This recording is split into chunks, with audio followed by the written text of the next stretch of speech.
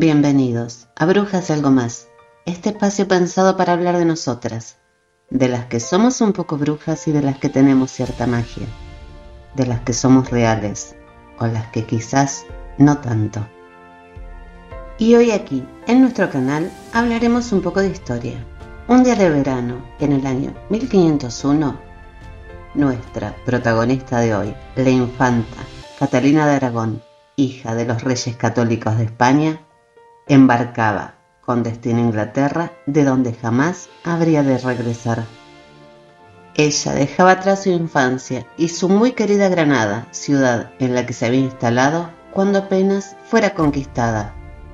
Pero ya sus padres habían decidido que ella era la persona perfecta para formar una alianza matrimonial con la recientemente fundada dinastía Tudor y así poder hacer un frente común a Francia, enemigo de ambos países. Arturo Tudor, primogénito del rey inglés Enrique VII y por lo tanto heredero al trono, iba a ser su esposo. Por su parte, Catalina descendía por línea materna de la antigua casa real inglesa Lancaster, lo que aportaba legitimidad al nuevo reinado de los Tudor.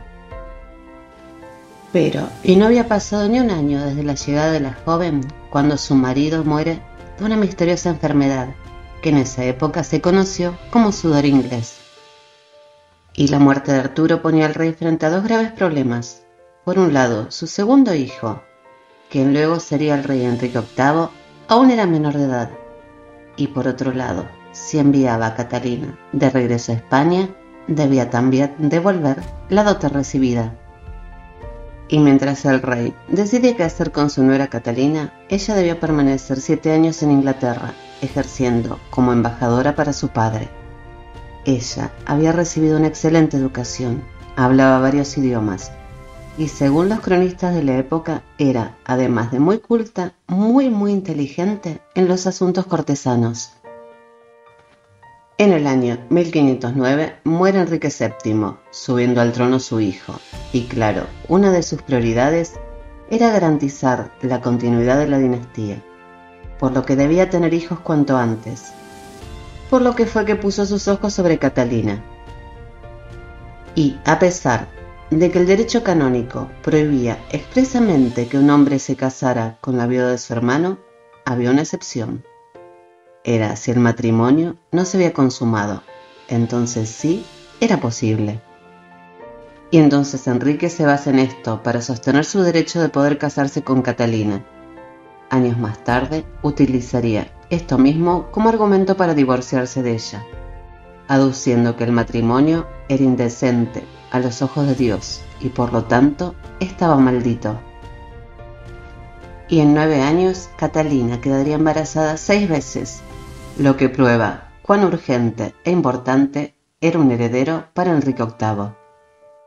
Lamentablemente, solo uno de sus hijos llegaría a la edad adulta, una niña nacida en 1516, quien más tarde reinaría como María I, recordada para la historia como María la Sanguinaria, a quien de más está decir que le dedicaremos algún episodio más adelante. Y ahora sigamos con nuestra protagonista de hoy, Catalina de Aragón. La falta de un heredero y la atracción que el rey sentía por la dama de compañía de la reina, la muy atractiva Ana Bolena, decidieron a Enrique a liberarse de su esposa. Aunque para conseguirlo le era necesario el permiso del Papa Clemente VII, quien no estaba en absoluto dispuesto a otorgárselo, ya que Catalina era tía del emperador Carlos V, quien se había apoderado de Roma en 1527. Por lo que enemistarse con él habría representado un grave peligro para su futuro y quizás para su propia vida. Así que, y a pesar de la insistencia de Enrique, el Papa intentó posponer su decisión lo máximo que fue posible, llegando a prohibirle al rey de Inglaterra que se volviera a casar hasta obtener su permiso. Y así fue como esto dio un giro decisivo en la historia del país, ya que condujo a la separación de Inglaterra de la Iglesia de Roma. En 1533, Enrique y Ana Bolena se casan, y Catalina entonces queda relegada al rango de princesa viuda de Gales, por su anterior matrimonio con el príncipe Arturo. Y quizás esto fue una suerte para ella, conociendo el triste destino que tendría su sucesora. Lo cierto es que Catalina de Aragón fue una mujer muy querida por sus súbditos, mucho más querida que su propio esposo. Ella había recibido una profunda formación religiosa, a la vez que muy humanista, y era conocida por ser una reina piadosa y sensible. Ella puso en marcha programas de ayuda a los más necesitados y hacía donaciones con regularidad a instituciones de caridad, especialmente en los días santos. Y se ganó también la simpatía del pueblo inglés cuando públicamente pidió clemencia para algunos de los involucrados en los sucesos de Leville Meaday, graves disturbios xenófobos contra inmigrantes flamencos, pidiendo caridad cristiana hacia sus mujeres e hijos.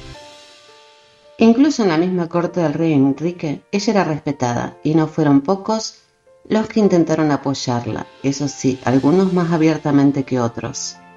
La propia hermana del rey intentó que éste reconsiderase su decisión. Así también el entonces Lord Canciller de Inglaterra, Thomas More, quien finalmente pagaría con su vida el desafío al rey. Y aunque no era por supuesto amada por sus enemigos, sí que era respetada por estos. El mismo Thomas Cromwell, quien allanó el camino a Ana Bolena, decía de Catalina que, de no haber sido una mujer, ella habría podido desafiar a todos los héroes de la historia. Catalina de Aragón fue considerada una de las mujeres más ilustradas en su época, y no solo por su gran cultura, sino también por su educación, en la que ponía gran interés. A pesar de su profunda formación religiosa, siempre estuvo abierta a nuevas ideas y a las corrientes humanistas, manteniendo correspondencia con personajes como Erasmo de Rotterdam. Catalina fue mecenas también de autores como Juan Carlos Vives, un humanista y filósofo valenciano, a quien ella le encargó escribir un libro sobre la educación cristiana en la mujer. Algo que generó muchas controversias al defender el derecho de las mujeres a recibir una formación. Por lo que, y a pesar de la obsesión del rey por un heredero varón, Catalina se esmeró mucho con la educación de su hija María, la única que le había sobrevivido, quien aprendió varios idiomas, al igual que su madre. Su padre jamás la consideró candidata a heredar el trono, pero la formación recibida por María fue crucial para acceder a él en 1553. Y cuando Catalina, tras el divorcio, es expulsada de la corte, el rey les prohibió volver a reunirse si no reconocían a Ana Bolena como la nueva reina, condición esta a la que ambas se negaron.